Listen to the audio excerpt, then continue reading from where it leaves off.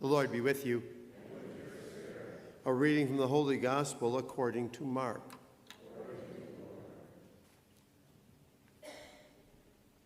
One of the scribes came to Jesus and asked him, "Which is the first of all the commandments?"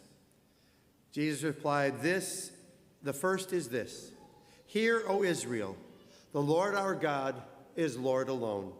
You shall love the Lord your God with all your heart, with all your soul, with all your mind, and with all your strength. The second is this: you shall love your neighbor as yourself. There is no other commandment greater than these." The scribe said to him, "Well said, teacher. You are right in saying, 'He is one, and there is no other than He,' and to love Him with all your heart, with all your understanding, with all your strength, and to love your neighbor as yourself is worth more than all burnt offerings and sacrifices." And when Jesus saw that he answered with understanding, he said to him, "You are not far from the kingdom of God." And no one dared to ask him any more questions. The Gospel of the Lord.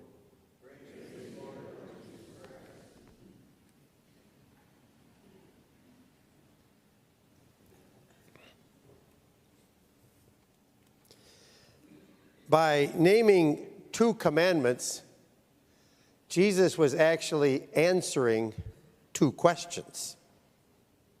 The scribe asked Jesus, "Which commandment of the law is the greatest?" And Jesus said, "The first commandment is to love God." He said it the way they prayed it.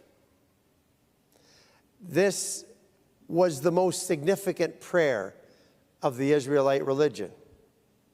They prayed it as part of their morning and their evening prayer. "Hear, O Israel, the Lord our God is Lord alone. You shall love the Lord your God with all your heart, with all your soul, with all your mind, and with all your strength." Basically, love God with everything that you are. No one would argue with Jesus about that. Every religious group would agree. To love God is the greatest commandment. From the most conservative to the most liberal, everyone would accept that. Then Jesus said, the second commandment is you shall love your neighbor as yourself.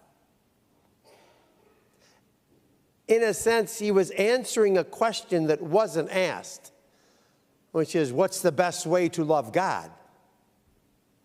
Now, there would be a lot of debate about that question.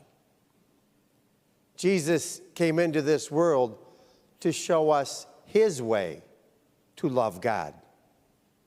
The Pharisees would say, well, the best way to love God is to keep God's law. Starting with the 10 Commandments, they developed 613 laws. Now, even they would admit some of them had greater importance than others, but they all were from God, so they all should be followed. So you love God by keeping holy the Sabbath and doing no work at all. You love God by following all the rules of worship. And you love God by washing your hands and sprinkling and purifying food that comes from the market.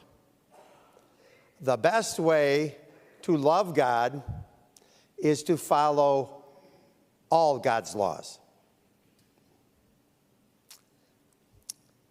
For Jesus, the best way to love God is to love our neighbor, the second commandment. To love the people God has created. The first commandment, to love God, fulfills most of the Torah, what we know as the first 5 books of the Bible. The second commandment fulfills the rest of the Torah and all of the prophets. Love the people created in the image of God. The law will never be able to anticipate every situation, but a loving disposition will find a way to deal with any situation. Even the scribe valued love of others, concern for others, over ritual rules. Now, Jesus could have combined these two into one, but he kept them as two different laws. Love God and love your neighbor. One can't substitute for the other. To love God by loving your neighbor honors both commandments.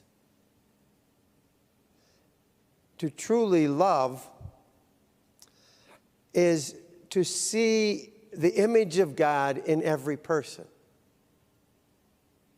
And when we do that, we too are not far from the kingdom of God.